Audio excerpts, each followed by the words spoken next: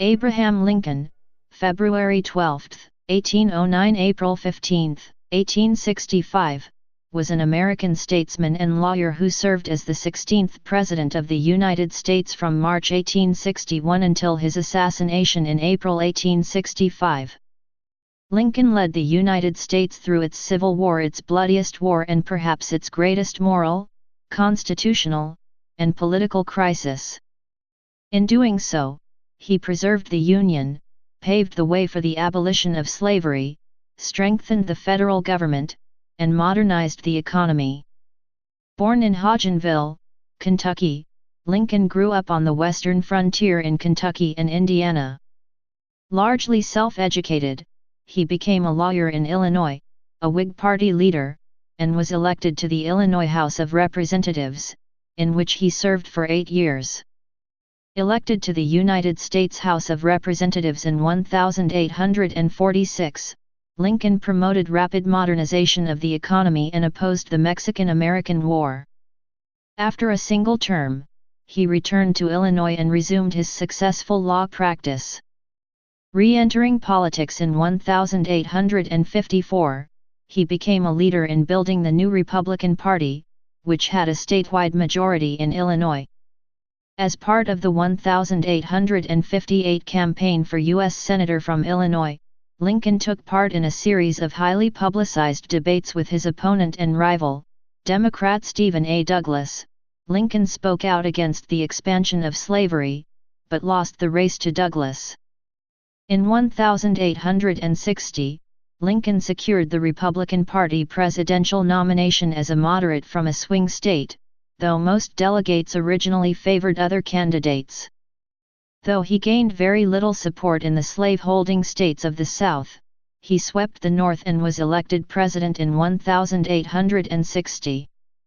Though there were attempts to bridge the differences between North and South, ultimately Lincoln's victory prompted 7 Southern slave states to secede from the United States and form the Confederate States of America before he moved into the White House. The Confederate attack on Fort Sumter inspired the North to rally behind the Union.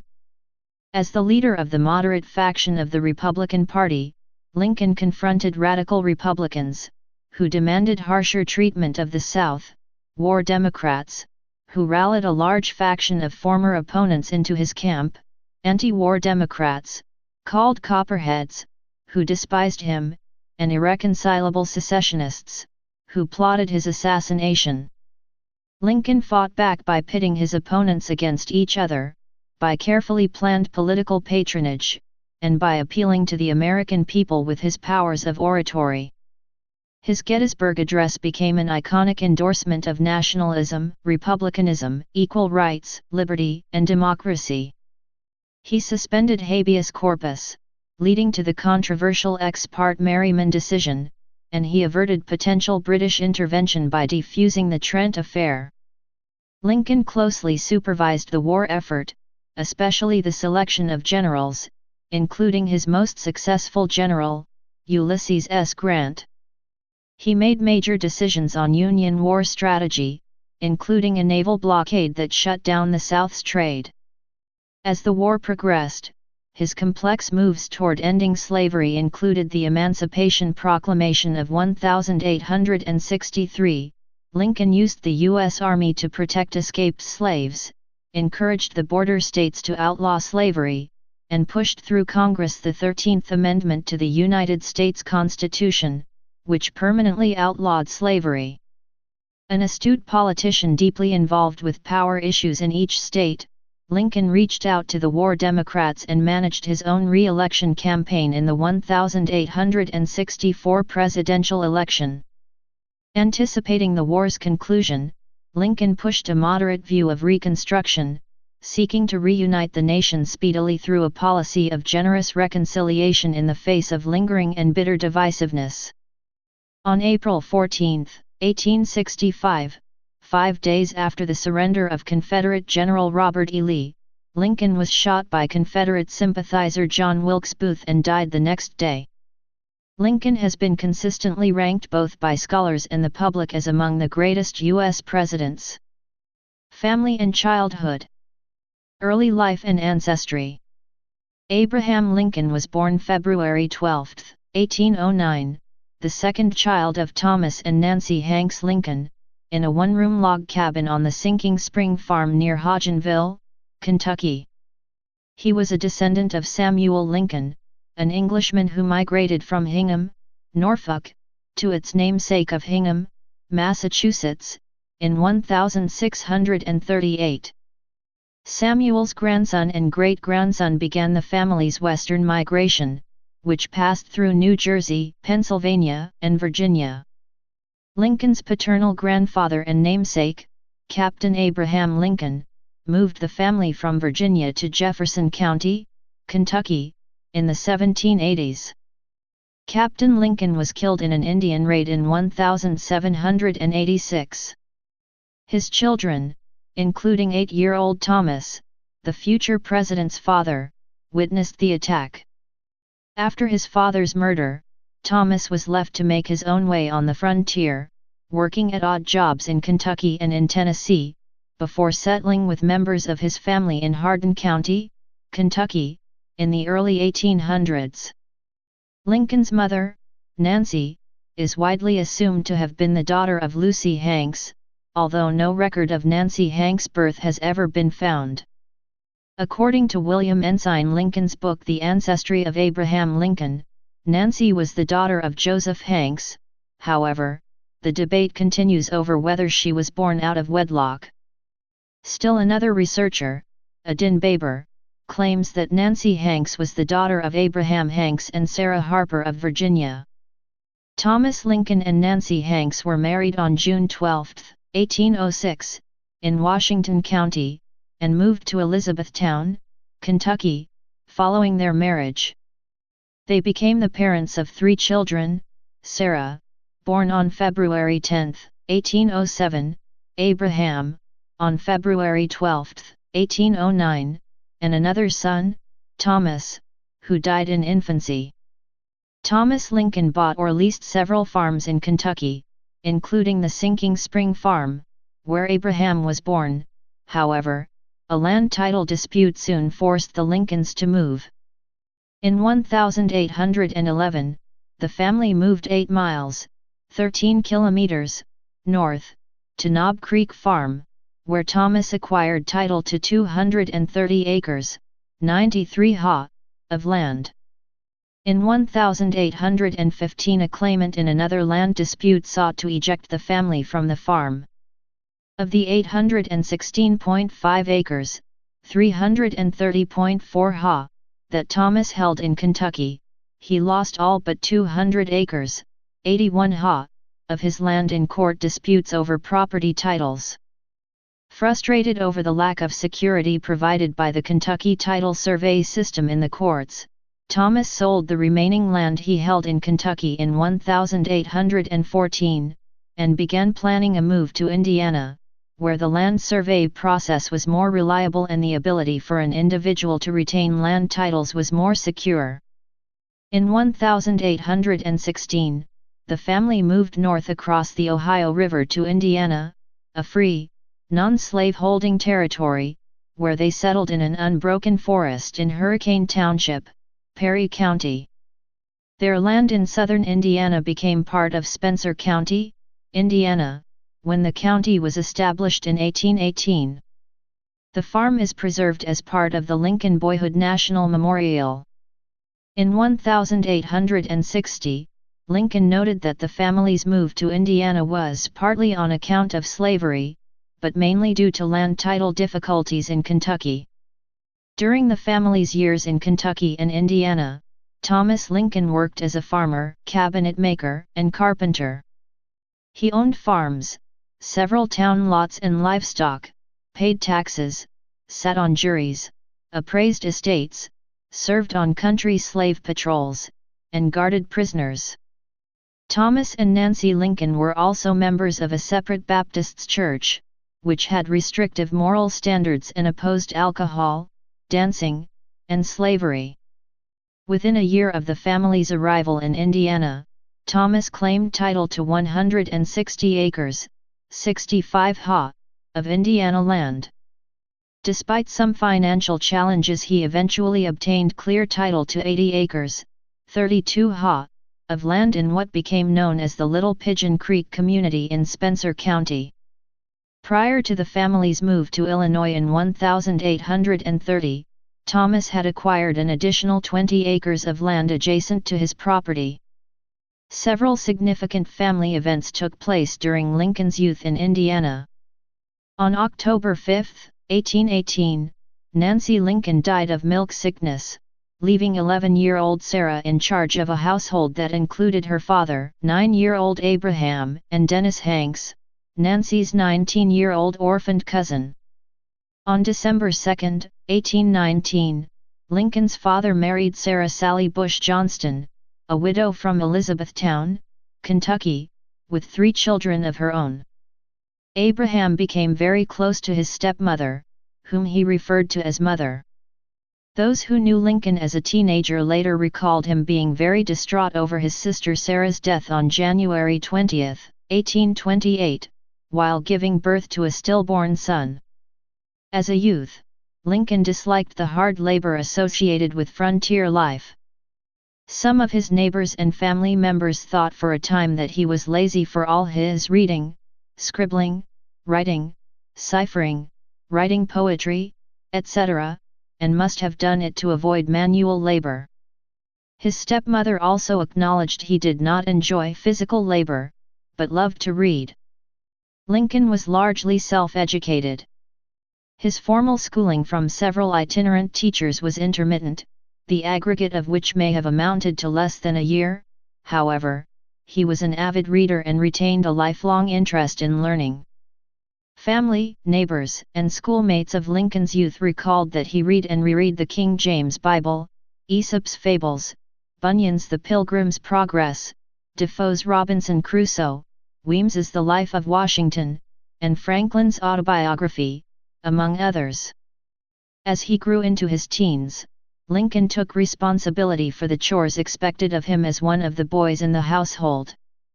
He also complied with the customary obligation of a son, giving his father all earnings from work done outside the home until the age of 21. Abraham became adept at using an axe. Tall for his age, Lincoln was also strong and athletic. He attained a reputation for brawn and audacity after a very competitive wrestling match with the renowned leader of a group of ruffians known as the Clary's Grove Boys. In early March 1830, partly out of fear of a milk sickness outbreak along the Ohio River, several members of the extended Lincoln family moved west to Illinois, a non-slave-holding state, and settled in Macon County, 10 miles, 16 kilometers, west of Decatur. Historians disagree on who initiated the move. Thomas Lincoln had no obvious reason to leave Indiana, and one possibility is that other members of the family, including Dennis Hanks, might not have attained the stability and steady income that Thomas Lincoln had. After the family relocated to Illinois, Abraham became increasingly distant from his father, in part because of his father's lack of education, but occasionally lent him money. In 1831, as Thomas and other members of the family prepared to move to a new homestead in Coles County, Illinois, Abraham was old enough to make his own decisions and struck out on his own. Traveling down the Sangamon River, he ended up in the village of New Salem in Sangamon County.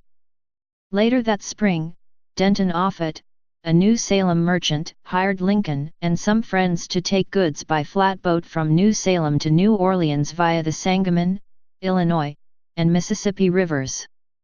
After arriving in New Orleans and witnessing slavery firsthand, Lincoln returned to New Salem, where he remained for the next 6 years. Marriage and children. According to some sources, Lincoln's first romantic interest was Anne Rutledge, whom he met when he first moved to New Salem. These sources indicate that by 1835, they were in a relationship but not formally engaged. She died at the age of 22 on August 25, 1835, most likely of typhoid fever. In the early 1830s, he met Mary Owens from Kentucky when she was visiting her sister. Late in 1836, Lincoln agreed to a match with Mary if she returned to New Salem. Mary did return in November 1836, and Lincoln courted her for a time. However, they both had second thoughts about their relationship. On August 16, 1837, Lincoln wrote Mary a letter suggesting he would not blame her if she ended the relationship. She never replied and the courtship ended. In 1840, Lincoln became engaged to Mary Todd, who was from a wealthy slave-holding family in Lexington, Kentucky. They met in Springfield, Illinois, in December 1839 and were engaged the following December. A wedding set for January 1, 1841, was cancelled when the two broke off their engagement at Lincoln's initiative. They later met again at a party and married on November 4, 1842, in the Springfield mansion of Mary's married sister. While preparing for the nuptials and feeling anxiety again, Lincoln, when asked where he was going, replied, "To hell, I suppose." In 1844, the couple bought a house in Springfield near Lincoln's law office. Mary Todd Lincoln kept house, often with the help of a relative or hired servant girl. He was an affectionate, though often absent, husband and father of 4 children. Robert Todd Lincoln was born in 1843 and Edward Baker Lincoln, Eddie, in 1846.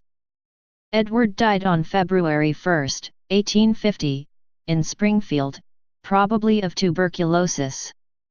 Willie Lincoln was born on December 21, 1850, and died of a fever on February 20, 1862. The Lincolns' fourth son, Thomas Tad Lincoln, was born on April 4, 1853, and died of heart failure at the age of 18 on July 16, 1871. Robert was the only child to live to adulthood and have children. The Lincolns' last descendant, great-grandson Robert Todd Lincoln Beckwith, died in 1985. Lincoln was remarkably fond of children, and the Lincolns were not considered to be strict with their own. The deaths of their sons had profound effects on both parents. Later in life, Mary struggled with the stresses of losing her husband and sons, and Robert Lincoln committed her temporarily to a mental health asylum in 1875. Abraham Lincoln suffered from melancholy, a condition which now is referred to as clinical depression. Lincoln's father-in-law and others of the Todd family were either slave owners or slave traders. Lincoln was close to the Todds, and he and his family occasionally visited the Todd estate in Lexington. During his term as President of the United States, Mary was known to cook for Lincoln often. Since she was raised by a wealthy family, her cooking abilities were simple, but satisfied Lincoln's tastes, which included, particularly, imported oysters. Early career and militia service. In 1832, at age 23, Lincoln and a partner bought a small general store on credit in New Salem, Illinois. Although the economy was booming in the region, the business struggled and Lincoln eventually sold his share. That March he began his political career with his first campaign for the Illinois General Assembly. He had attained local popularity and could draw crowds as a natural raconteur in New Salem, though he lacked an education, powerful friends, and money, which may be why he lost. He advocated navigational improvements on the Sangamon River. Before the election, Lincoln served as a captain in the Illinois militia during the Black Hawk War. Following his return, Lincoln continued his campaign for the August 6 election for the Illinois General Assembly. At 6 feet 4 inches, 193 centimeters, he was tall and strong enough to intimidate any rival. At his first speech, when he saw a supporter in the crowd being attacked, Lincoln grabbed the assailant by his neck and the seat of his trousers and threw him. Lincoln finished 8th out of 13 candidates. The top 4 were elected, though he received 277 of the 300 votes cast in the New Salem precinct. Lincoln served as New Salem's postmaster and later as county surveyor, all the while reading voraciously. He then decided to become a lawyer and began teaching himself law by reading Blackstone's commentaries on the laws of England and other law books. Of his learning method, Lincoln stated, "I studied with nobody." His second campaign in 1834 was successful. He won election to the state legislature. Though he ran as a Whig, many Democrats favored him over a more powerful Whig opponent. Admitted to the Illinois bar in 1836, he moved to Springfield, Illinois, and began to practice law under John T. Stuart, Mary Todd's cousin. Lincoln became an able and successful lawyer with a reputation as a formidable adversary during cross-examinations and closing arguments. He partnered with Stephen T. Logan from 1841 until 1844. Then Lincoln began his practice with William Herndon, whom Lincoln thought a studious young man. Successful on his second run for office, Lincoln served 4 successive terms in the Illinois House of Representatives as a Whig representative from Sangamon County. He supported the construction of the Illinois and Michigan Canal, which he remained involved with later as a canal commissioner. In the 1835-36 legislative session, he voted to expand suffrage to white males, whether landowners or not. He was known for his free soil stance of opposing both slavery and abolitionism. He first articulated this in 1837, saying, "Institution of slavery is founded on both injustice and bad policy, but the promulgation of abolition doctrines tends rather to increase than abate its evils." His stance closely followed Henry Clay in supporting the American Colonization Society program of making the abolition of slavery practical by its advocating and helping the freed slaves to settle in Liberia in Africa. U.S. House of Representatives, 1847–49. From the early 1830s, Lincoln was a steadfast Whig and professed to friends in 1861 to be an old line Whig, a disciple of Henry Clay. The party, including Lincoln, favored economic modernization in banking, protective tariffs to fund internal improvements including railroads, and espoused urbanization as well. Lincoln ran for the Whig nomination for Illinois' 7th District of the U.S. House of Representatives in 1843, but was defeated by John J. Hardin. However, Lincoln won support for the principle of rotation, whereby Hardin would retire after only one term to allow for the nomination of another candidate. Lincoln hoped that this arrangement would lead to his nomination in 1846. Lincoln was indeed elected to the House of Representatives in 1846, where he served one 2-year term. He was the only Whig in the Illinois delegation, but he showed his party loyalty by participating in almost all votes and making speeches that echoed the party line. Lincoln, in collaboration with abolitionist Congressman Joshua R. Giddings, wrote a bill to abolish slavery in the District of Columbia with compensation for the owners, enforcement to capture fugitive slaves, and a popular vote on the matter. He abandoned the bill when it failed to garner sufficient Whig supporters.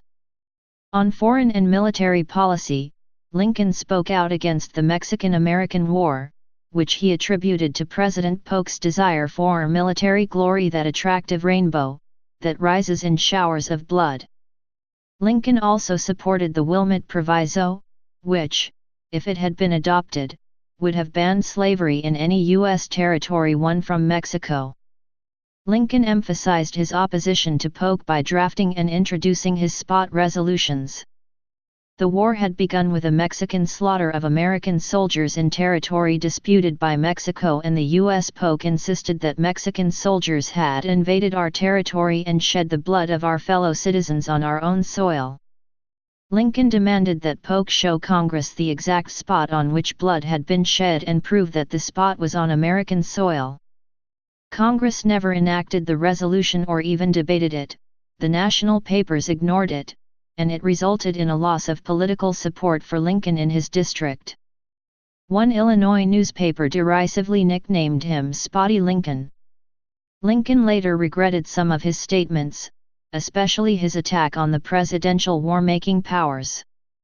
Realizing Clay was unlikely to win the presidency, Lincoln, who had pledged in 1846 to serve only one term in the House, supported General Zachary Taylor for the Whig nomination in the 1848 presidential election. Taylor won and Lincoln hoped to be appointed Commissioner of the General Land Office, but that lucrative patronage job went to an Illinois rival, Justin Butterfield, considered by the administration to be a highly skilled lawyer, but in Lincoln's view, an old fossil. The administration offered him the consolation prize of Secretary or Governor of the Oregon Territory. This distant territory was a Democratic stronghold, and acceptance of the post would have effectively ended his legal and political career in Illinois, so he declined and resumed his law practice. Prairie lawyer. Lincoln returned to practicing law in Springfield, handling every kind of business that could come before a prairie lawyer.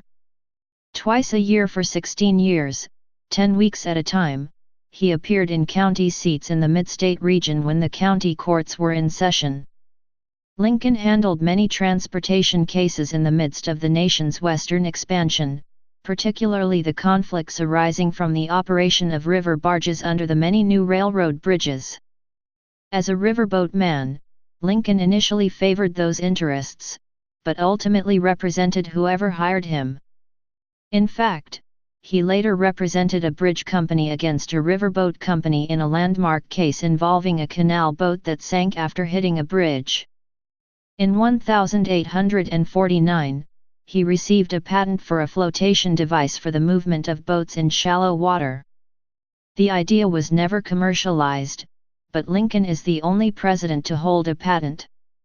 In 1851, he represented the Alton and Sangamon Railroad in a dispute with one of its shareholders, James A. Barrett, who had refused to pay the balance on his pledge to buy shares in the railroad on the grounds that the company had changed its original train route. Lincoln successfully argued that the railroad company was not bound by its original charter extant at the time of Barrett's pledge. The charter was amended in the public interest to provide a newer, superior, and less expensive route, and the corporation retained the right to demand Barrett's payment. The decision by the Illinois Supreme Court has been cited by numerous other courts in the nation. Lincoln appeared before the Illinois Supreme Court in 175 cases, in 51 as sole counsel, of which 31 were decided in his favor. From 1853 to 1860, another of Lincoln's largest clients was the Illinois Central Railroad. Lincoln's reputation with clients gave rise to his nickname Honest Abe. Lincoln's most notable criminal trial occurred in 1858 when he defended William Duff Armstrong, who was on trial for the murder of James Preston Metzger. The case is famous for Lincoln's use of a fact established by judicial notice in order to challenge the credibility of an eyewitness. After an opposing witness testified seeing the crime in the moonlight, Lincoln produced a farmer's almanac showing the moon was at a low angle, drastically reducing visibility. Based on this evidence, Armstrong was acquitted. Lincoln rarely raised objections in the courtroom, but in an 1859 case, where he defended a cousin, Peachy Harrison, who was accused of stabbing another to death, Lincoln angrily protested the judge's decision to exclude evidence favorable to his client. Instead of holding Lincoln in contempt of court as was expected, the judge, a Democrat, reversed his ruling, allowing the evidence and acquitting Harrison. Republican Politics 1854-60. Emergence as Republican leader. The debate over the status of slavery in the territories exacerbated sectional tensions between the slave-holding South and the North, and the Compromise of 1850 failed to defuse the issue. In the early 1850s, Lincoln supported efforts for sectional mediation, and his 1852 eulogy for Henry Clay focused on the latter's support for gradual emancipation and opposition to both extremes on the slavery issue. As the 1850s progressed, the debate over slavery in the Nebraska Territory and Kansas Territory became particularly acrimonious, and Senator Stephen A. Douglas of Illinois proposed popular sovereignty as a compromise measure. The proposal would take the issue of slavery out of the hands of Congress by allowing the people of each territory to decide the status of slavery themselves. The proposal alarmed many Northerners, who hoped to stop the spread of slavery into the territories. Despite this Northern opposition, Douglas's Kansas-Nebraska Act narrowly passed Congress in May 1854. 4 months after its passage, Lincoln did not publicly comment on the Kansas-Nebraska Act, but he came to strongly oppose it. On October 16, 1854, in his Peoria speech, Lincoln declared his opposition to slavery, which he repeated en route to the presidency. Speaking in his Kentucky accent, with a very powerful voice, he said the Kansas Act had a declared indifference, but as I must think, a covered real zeal for the spread of slavery. I cannot but hate it. I hate it because of the monstrous injustice of slavery itself. I hate it because it deprives our Republican example of its just influence in the world. Lincoln's attacks on the Kansas-Nebraska Act marked his return to political life. Nationally, the Whigs were irreparably split by the Kansas-Nebraska Act and other efforts to compromise on the slavery issue. Reflecting the demise of his party, Lincoln would write in 1855, "I think I am a Whig, but others say there are no Whigs, and that I am an abolitionist. I do no more than oppose the extension of slavery." Drawing on the anti-slavery portion of the Whig Party, and combining Free Soil, Liberty, and anti-slavery Democratic Party members, the new Republican Party formed as a Northern party dedicated to anti-slavery. Lincoln resisted early attempts to recruit him to the new party, fearing that it would serve as a platform for extreme abolitionists. Lincoln also still hoped to rejuvenate the ailing Whig Party, though he bemoaned his party's growing closeness with the nativist Know Nothing movement. In the 1854 elections, Lincoln was elected to the Illinois legislature but declined to take his seat. In the aftermath of the elections, which showed the power and popularity of the movement opposed to the Kansas-Nebraska Act, Lincoln instead sought election to the United States Senate. At that time, senators were elected by the state legislature. After leading in the first 6 rounds of voting, but unable to obtain a majority, Lincoln instructed his backers to vote for Lyman Trumbull. Trumbull was an anti-slavery Democrat, and had received few votes in the earlier ballots. His supporters, also anti-slavery Democrats, had vowed not to support any Whig. Lincoln's decision to withdraw enabled his Whig supporters and Trumbull's anti-slavery Democrats to combine and defeat the mainstream Democratic candidate, Joel Aldrich Madison. In part due to the ongoing violent political confrontations in the Kansas, opposition to the Kansas-Nebraska Act remained strong in Illinois and throughout the North. As the 1856 elections approached, Lincoln abandoned the defunct Whig Party in favor of the Republicans. He attended the May 1856 Bloomington Convention, which formally established the Illinois Republican Party. The convention platform asserted that Congress had the right to regulate slavery in the territories and called for the immediate admission of Kansas as a free state. Lincoln gave the final speech of the convention, in which he endorsed the party platform and called for the preservation of the Union. At the June 1856 Republican National Convention, Lincoln received significant support on the vice presidential ballot, though the party nominated a ticket of John C. Fremont and William Dayton. Lincoln strongly supported the Republican ticket, campaigning for the party throughout Illinois. The Democrats nominated former Ambassador James Buchanan, who had been out of the country since 1853 and thus had avoided the debate over slavery in the territories, while the Know-Nothings nominated former Whig President Millard Fillmore. In the 1856 elections, Buchanan defeated both his challengers, but Fremont won several northern states and Republican William Henry Bissell won election as governor of Illinois. Though Lincoln did not himself win office, his vigorous campaigning had made him the leading Republican in Illinois. Eric Foner, 2010, contrasts the abolitionists and anti-slavery radical Republicans of the Northeast who saw slavery as a sin, with the conservative Republicans who thought it was bad because it hurt white people and blocked progress. Foner argues that Lincoln was a moderate in the middle, opposing slavery primarily because it violated the republicanism principles of the Founding Fathers, especially the equality of all men and democratic self-government as expressed in the Declaration of Independence. In March 1857, the Supreme Court issued its decision in Dred Scott v. Sandford. Chief Justice Roger B. Taney opined that blacks were not citizens, and derived no rights from the Constitution. While many Democrats hoped that Dred Scott would end the dispute over slavery in the territories, the decision sparked further outrage in the North. Lincoln denounced the decision, alleging it was the product of a conspiracy of Democrats to support the slave power. Lincoln argued, the authors of the Declaration of Independence never intended to say all were equal in color, size, intellect, moral developments, or social capacity, but they did consider all men created equal in certain inalienable rights, among which are life, liberty, and the pursuit of happiness.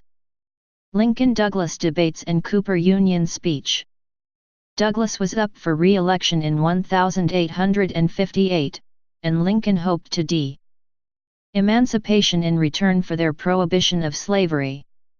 Lincoln believed that curtailing slavery in these ways would economically expunge it, as envisioned by the Founding Fathers, under the Constitution.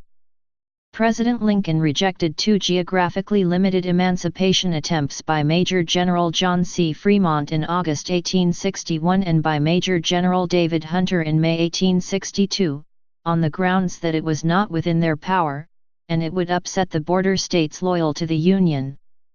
On June 19, 1862, endorsed by Lincoln, Congress passed an act banning slavery on all federal territory.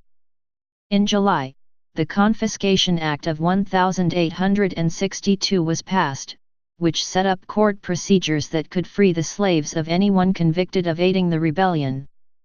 Although Lincoln believed it was not within Congress's power to free the slaves within the states, he approved the bill in deference to the legislature.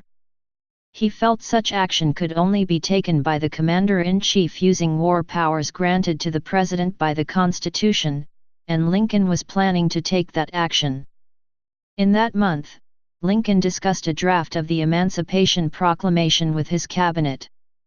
In it, he stated that as a fit and necessary military measure, on January 1, 1863, all persons held as slaves in the Confederate States will thenceforward, and forever, be free. Privately, Lincoln concluded at this point that the slave base of the Confederacy had to be eliminated. However, Copperheads argued that emancipation was a stumbling block to peace and reunification. Republican editor Horace Greeley of the highly influential New York Tribune fell for the ploy, and Lincoln refuted it directly in a shrewd letter of August 22, 1862. Although he said he personally wished all men could be free, Lincoln stated that the primary goal of his actions as the U.S. President, he used the first-person pronoun and explicitly refers to his official duty, was that of preserving the Union. My paramount object in this struggle is to save the Union, and is not either to save or to destroy slavery. If I could save the Union without freeing any slave I would do it, and if I could save it by freeing all the slaves I would do it, and if I could save it by freeing some and leaving others alone I would also do that. What I do about slavery, and the colored race, I do because I believe it helps to save the Union, and what I forbear because I do not believe it would help to save the Union. I have here stated my purpose according to my view of official duty, and I intend no modification of my oft-expressed personal wish that all men everywhere could be free. The Emancipation Proclamation, issued on September 22, 1862, and put into effect on January 1, 1863, declared free the slaves in 10 states not then under Union control, with exemptions specified for areas already under Union control in 2 states. Lincoln spent the next 100 days preparing the Army and the nation for emancipation, while Democrats rallied their voters in the 1862 off-year elections by warning of the threat freed slaves posed to Northern whites. Once the abolition of slavery in the rebel states became a military objective, as Union armies advanced south, more slaves were liberated until all 3 million of them in Confederate territory were freed. Lincoln's comment on the signing of the proclamation was, "I never, in my life, felt more certain that I was doing right, than I do in signing this paper." For some time, Lincoln continued earlier plans to set up colonies for the newly freed slaves. He commented favorably on colonization in the Emancipation Proclamation, but all attempts at such a massive undertaking failed. A few days after emancipation was announced, 13 Republican governors met at the War Governors' Conference. They supported the President's proclamation, but suggested the removal of General George B. McClellan as commander of the Union Army. Enlisting former slaves in the military was official government policy after the issuance of the Emancipation Proclamation. By the spring of 1863, Lincoln was ready to recruit black troops in more than token numbers. In a letter to Andrew Johnson, the military governor of Tennessee, encouraging him to lead the way in raising black troops, Lincoln wrote, "The bare sight of 50,000 armed and drilled black soldiers on the banks of the Mississippi would end the rebellion at once." By the end of 1863, at Lincoln's direction, General Lorenzo Thomas had recruited 20 regiments of blacks from the Mississippi Valley. Frederick Douglass once observed of Lincoln, in his company, "I was never reminded of my humble origin, or of my unpopular color." Gettysburg Address, 1863. With the great Union victory at the Battle of Gettysburg in July 1863, and the defeat of the Copperheads in the Ohio election in the fall, Lincoln maintained a strong base of party support and was in a strong position to redefine the war effort, despite the New York City draft riots. The stage was set for his address at the Gettysburg Battlefield Cemetery on November 19, 1863. Defying Lincoln's prediction that the world will little note, nor long remember what we say here, the address became the most quoted speech in American history. In 272 words, and 3 minutes, Lincoln asserted the nation was born not in 1789, but in 1776, conceived in liberty, and dedicated to the proposition that all men are created equal. He defined the war as an effort dedicated to these principles of liberty and equality for all. The emancipation of slaves was now part of the national war effort.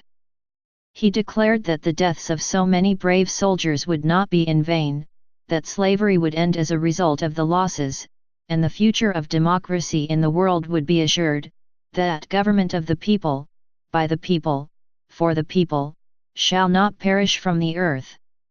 Lincoln concluded that the Civil War had a profound objective, a new birth of freedom in the nation. General Grant. Meade's failure to capture Lee's army as it retreated from Gettysburg, and the continued passivity of the Army of the Potomac, persuaded Lincoln that a change in command was needed. General Ulysses S. Grant's victories at the Battle of Shiloh and in the Vicksburg campaign impressed Lincoln and made Grant a strong candidate to head the Union Army. Responding to criticism of Grant after Shiloh, Lincoln had said, "I can't spare this man. He fights." With Grant in command, Lincoln felt the Union Army could relentlessly pursue a series of coordinated offensives in multiple theaters, and have a top commander who agreed on the use of black troops. Nevertheless, Lincoln was concerned that Grant might be considering a candidacy for president in 1864, as McClellan was. Lincoln arranged for an intermediary to make inquiry into Grant's political intentions, and being assured that he had none, submitted to the Senate Grant's promotion to commander of the Union Army. He obtained Congress's consent to reinstate for Grant the rank of lieutenant general, which no officer had held since George Washington. Grant waged his bloody overland campaign in 1864. This is often characterized as a war of attrition, given high Union losses at battles such as the Battle of the Wilderness and Cold Harbor. Even though they had the advantage of fighting on the defensive, the Confederate forces had almost as high a percentage of casualties as the Union forces. The high casualty figures of the Union alarmed the North. Grant had lost a third of his army, and Lincoln asked what Grant's plans were, to which the general replied, "I propose to fight it out on this line if it takes all summer." The Confederacy lacked reinforcements, so Lee's army shrank with every costly battle. Grant's army moved south, crossed the James River, forcing a siege and trench warfare outside Petersburg, Virginia. Lincoln then made an extended visit to Grant's headquarters at City Point, Virginia. This allowed the president to confer in person with Grant and William Tecumseh Sherman about the hostilities, as Sherman coincidentally managed a hasty visit to Grant from his position in North Carolina. Lincoln and the Republican Party mobilized support for the draft throughout the North, and replaced the Union losses. Lincoln authorized Grant to target the Confederate infrastructure such as plantations, railroads, and bridges, hoping to destroy the South's morale and weaken its economic ability to continue fighting. Grant's move to Petersburg resulted in the obstruction of 3 railroads between Richmond and the South. This strategy allowed Generals Sherman and Philip Sheridan to destroy plantations and towns in Virginia's Shenandoah Valley. The damage caused by Sherman's march to the sea through Georgia in 1864 was limited to a 60-mile (97 kilometers) swath, but neither Lincoln nor his commanders saw destruction as the main goal, but rather defeat of the Confederate armies. Mark E. Neely Jr. has argued that there was no effort to engage in total war against civilians, which he believed did take place during World War II. Confederate General Jubal Early began a series of assaults in the North that threatened the capital.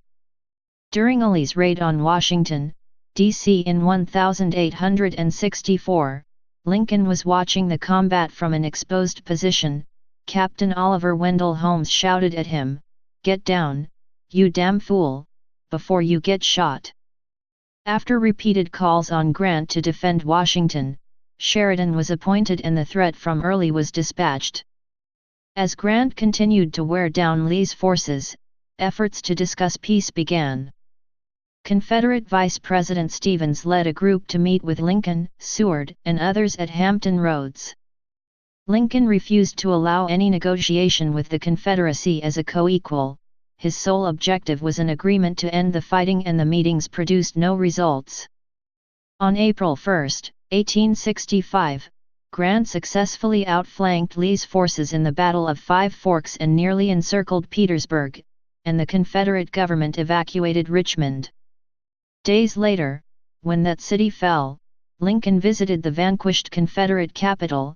As he walked through the city, white Southerners were stone-faced, but freedmen greeted him as a hero. On April 9, Lee surrendered to Grant at Appomattox and the war was effectively over. 1864 Re-election. While the war was still being waged, Lincoln faced re-election in 1864. Lincoln was a master politician, bringing together and holding together all the main factions of the Republican Party, and bringing in war Democrats such as Edwin M. Stanton and Andrew Johnson as well. Lincoln spent many hours a week talking to politicians from across the land and using his patronage powers greatly expanded over peacetime to hold the factions of his party together, build support for his own policies, and fend off efforts by radicals to drop him from the 1864 ticket. At its 1864 convention, the Republican Party selected Johnson, a war Democrat from the southern state of Tennessee, as his running mate. To broaden his coalition to include war Democrats as well as Republicans, Lincoln ran under the label of the New Union Party. When Grant's 1864 spring campaigns turned into bloody stalemates and Union casualties mounted, the lack of military success wore heavily on the president's re-election prospects, and many Republicans across the country feared that Lincoln would be defeated. Sharing this fear, Lincoln wrote and signed a pledge that, if he should lose the election, he would still defeat the Confederacy before turning over the White House. This morning, as for some days past, it seems exceedingly probable that this administration will not be re-elected. Then it will be my duty to so operate with the President-elect, as to save the Union between the election and the inauguration, as he will have secured his election on such ground that he cannot possibly save it afterward. Lincoln did not show the pledge to his cabinet, but asked them to sign the sealed envelope. While the Democratic platform followed the peace wing of the party and called the war a failure, their candidate, General George B. McClellan, supported the war and repudiated the platform. Lincoln provided Grant with more troops and mobilized his party to renew its support of Grant in the war effort. Sherman's capture of Atlanta in September and David Farragut's capture of Mobile ended defeatist jitters. The Democratic Party was deeply split, with some leaders and most soldiers openly for Lincoln. By contrast, the National Union Party was united and energized as Lincoln made emancipation the central issue, and state Republican parties stressed the perfidy of the Copperheads. On November 8, Lincoln was re-elected in a landslide, carrying all but 3 states, and receiving 78% of the Union soldiers' vote. On March 4, 1865, Lincoln delivered his second inaugural address. In it, he deemed the high casualties on both sides to be God's will. Historian Mark Knoll concludes it ranks among the small handful of semi-sacred texts by which Americans conceive their place in the world. Lincoln said, "Fondly do we hope, fervently do we pray that this mighty scourge of war may speedily pass away.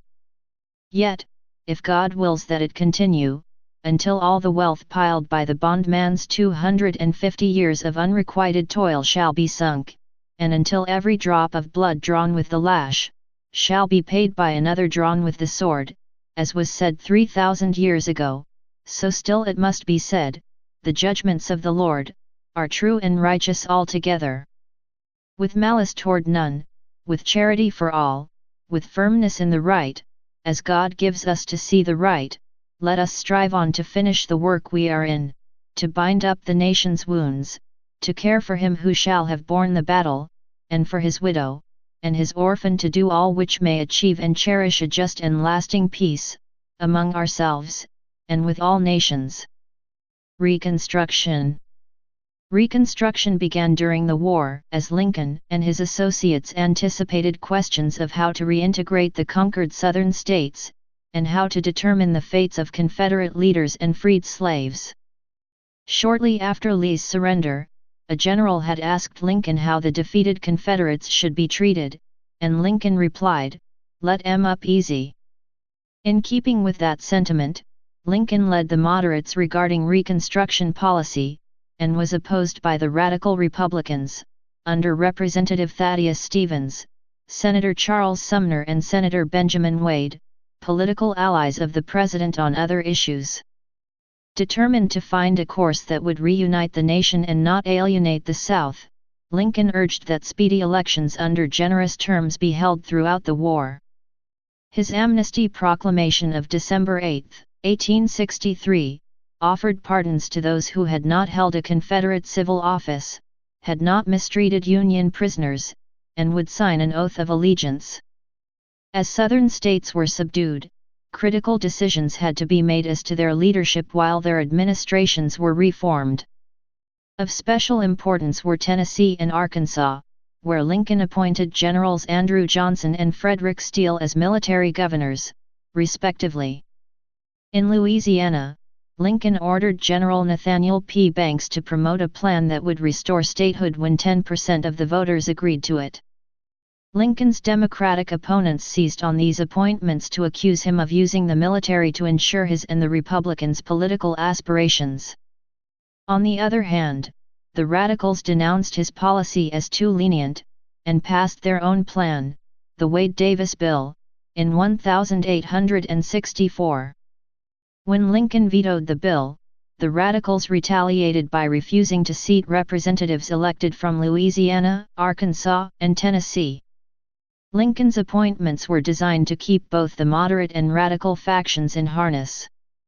To fill Chief Justice Taney's seat on the Supreme Court, he named the choice of the Radicals, Salmon P. Chase, who Lincoln believed would uphold the emancipation and paper money policies.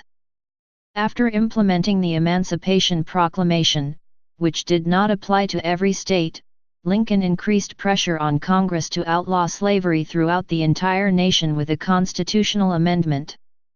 Lincoln declared that such an amendment would clinch the whole matter. By December 1863, a proposed constitutional amendment that would outlaw slavery was brought to Congress for passage. This first attempt at an amendment failed to pass, falling short of the required two-thirds majority on June 15, 1864, in the House of Representatives. Passage of the proposed amendment became part of the Republican/Unionist platform in the election of 1864. After a long debate in the House, a second attempt passed Congress on January 31, 1865, and was sent to the state legislatures for ratification. Upon ratification, it became the 13th Amendment to the United States Constitution on December 6, 1865. As the war drew to a close, Lincoln's presidential reconstruction for the South was in flux, having believed the federal government had limited responsibility to the millions of freedmen. He signed into law Senator Charles Sumner's Freedmen's Bureau bill that set up a temporary federal agency designed to meet the immediate material needs of former slaves. The law assigned land for a lease of 3 years with the ability to purchase title for the freedmen. Lincoln stated that his Louisiana plan did not apply to all states under Reconstruction. Shortly before his assassination, Lincoln announced he had a new plan for Southern Reconstruction. Discussions with his cabinet revealed Lincoln planned short-term military control over Southern states, until readmission under the control of Southern Unionists. Historians agree that it is impossible to predict exactly what Lincoln would have done about Reconstruction if he had lived, but they make projections based on his known policy positions and political acumen. Lincoln biographers James G. Rendell and Richard Current, according to David Linkove, argue that it is likely that had he lived, Lincoln would have followed a policy similar to Johnson's, that he would have clashed with congressional radicals, that he would have produced a better result for the freedmen than occurred, and that his political skills would have helped him avoid Johnson's mistakes. Eric Foner argues that, unlike Sumner and other radicals, Lincoln did not see Reconstruction as an opportunity for a sweeping political and social revolution beyond emancipation. He had long made clear his opposition to the confiscation and redistribution of land. He believed, as most Republicans did in April 1865, that the voting requirements should be determined by the states. He assumed that political control in the South would pass to white Unionists, reluctant secessionists, and forward-looking former Confederates. But time and again during the war, Lincoln, after initial opposition, had come to embrace positions first advanced by abolitionists and radical Republicans. Lincoln undoubtedly would have listened carefully to the outcry for further protection for the former slaves. It is entirely plausible to imagine Lincoln and Congress agreeing on a Reconstruction policy that encompassed federal protection for basic civil rights plus limited black suffrage, along the lines Lincoln proposed just before his death. Redefining the Republic and Republicanism. The successful reunification of the states had consequences for the name of the country. The term the United States has historically been used, sometimes in the plural, these United States, and other times in the singular, without any particular grammatical consistency. The Civil War was a significant force in the eventual dominance of the singular usage by the end of the 19th century. In recent years, historians such as Harry Jaffa, Herman Belz, John Diggins, Vernon Burton, and Eric Foner have stressed Lincoln's redefinition of Republican values. As early as the 1850s, a time when most political rhetoric focused on the sanctity of the Constitution, Lincoln redirected emphasis to the Declaration of Independence as the foundation of American political values, what he called the sheet anchor of republicanism. The Declaration's emphasis on freedom and equality for all, in contrast to the Constitution's tolerance of slavery, shifted the debate. As Diggins concludes regarding the highly influential Cooper Union speech of early 1860, Lincoln presented Americans a theory of history that offers a profound contribution to the theory and destiny of republicanism itself. His position gained strength because he highlighted the moral basis of republicanism, rather than its legalisms. Nevertheless, in 1861, Lincoln justified the war in terms of legalisms. The Constitution was a contract, and for one party to get out of a contract all the other parties had to agree, and then in terms of the national duty to guarantee a republican form of government in every state. Burton, 2008, argues that Lincoln's republicanism was taken up by the freedmen as they were emancipated. In March 1861, in Lincoln's first inaugural address, he explored the nature of democracy. He denounced secession as anarchy, and explained that majority rule had to be balanced by constitutional restraints in the American system. He said a majority held in restraint by constitutional checks and limitations, and always changing easily with deliberate changes of popular opinions and sentiments, is the only true sovereign of a free people. Other enactments. Lincoln adhered to the Whig theory of the presidency, which gave Congress primary responsibility for writing the laws while the executive enforced them. Lincoln vetoed only 4 bills passed by Congress. The only important one was the Wade-Davis bill with its harsh program of Reconstruction. He signed the Homestead Act in 1862, making millions of acres of government-held land in the West available for purchase at very low cost. The Morrill Land Grant Colleges Act, also signed in 1862, provided government grants for agricultural colleges in each state.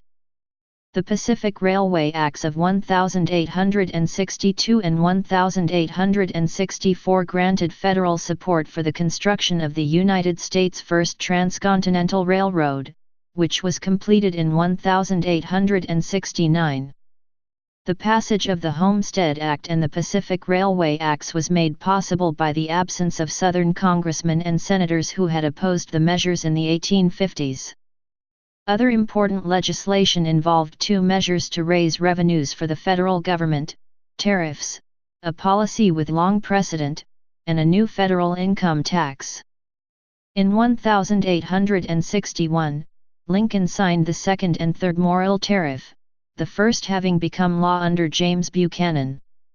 Also in 1861, Lincoln signed the Revenue Act of 1861, creating the first U.S. income tax. This created a flat tax of 3% on incomes above $800, $21,800 in current dollar terms, which was later changed by the Revenue Act of 1862 to a progressive rate structure. Lincoln also presided over the expansion of the federal government's economic influence in several other areas.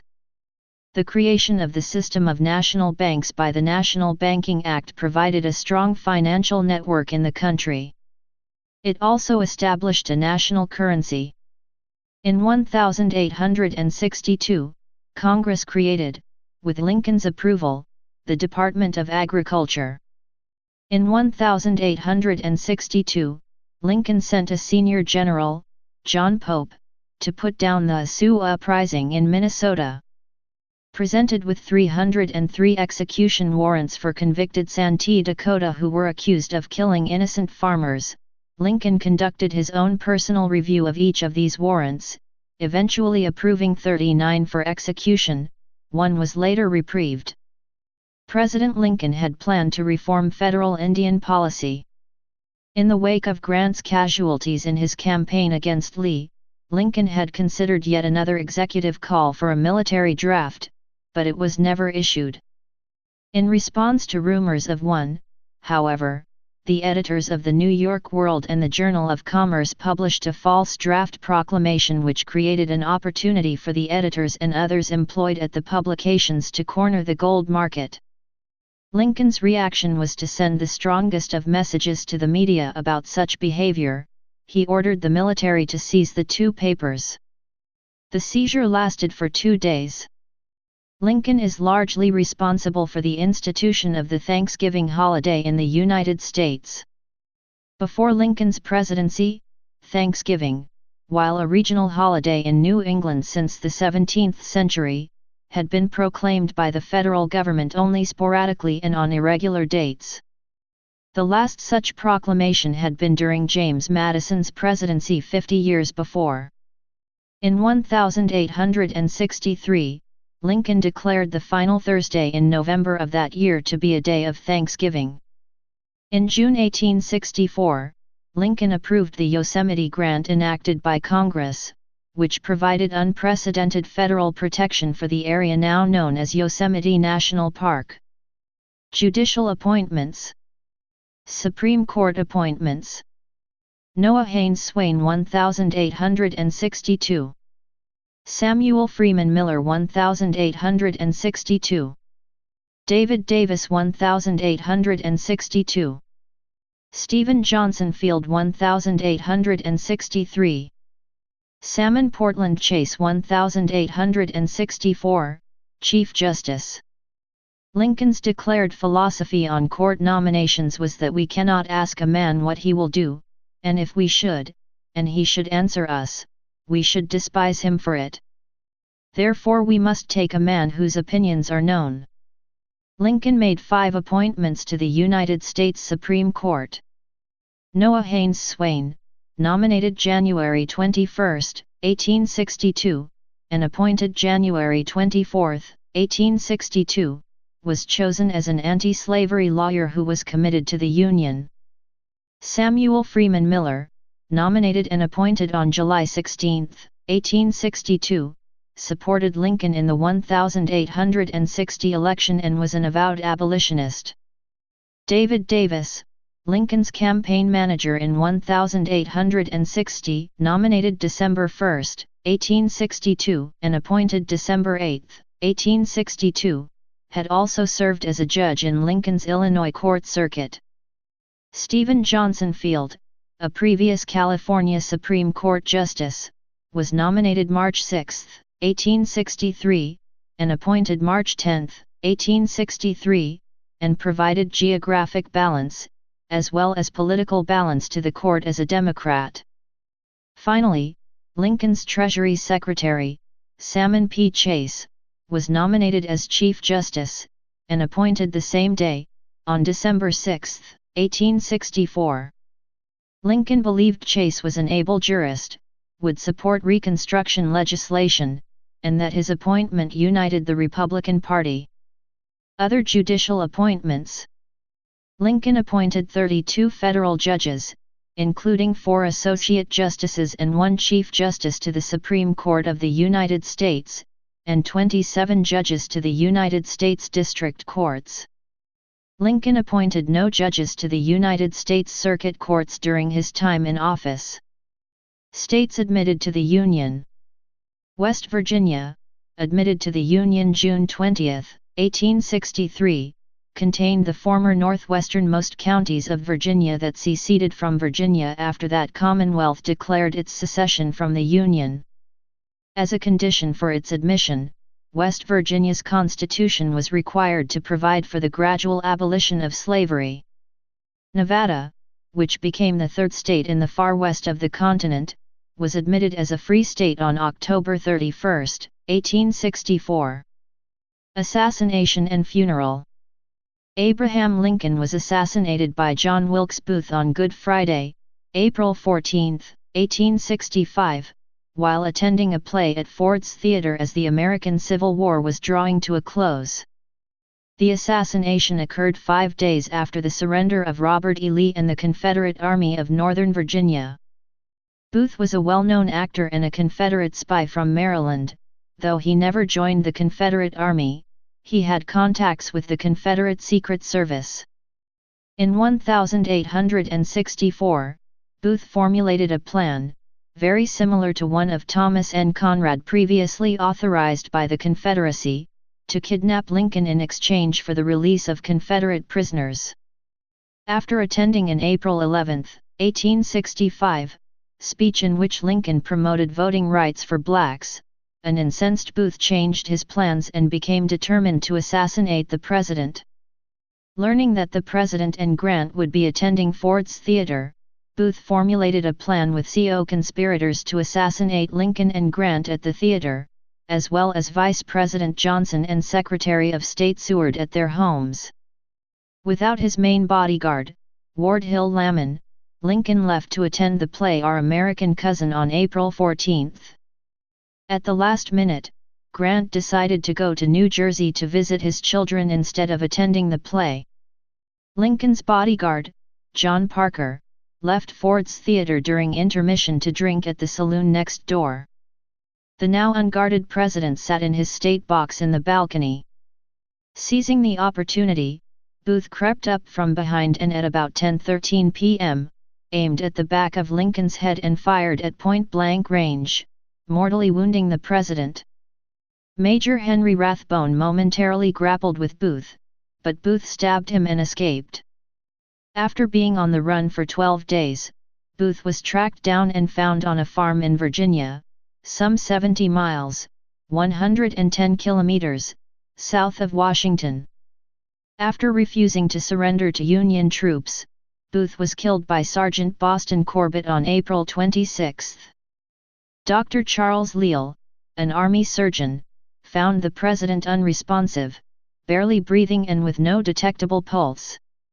Having determined that the president had been shot in the head, and not stabbed in the shoulder as originally thought, he made an attempt to clear the blood clot, after which the president began to breathe more naturally. The dying president was taken across the street to Peterson House.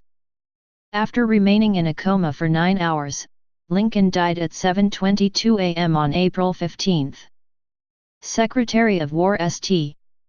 Please subscribe and thanks for watching.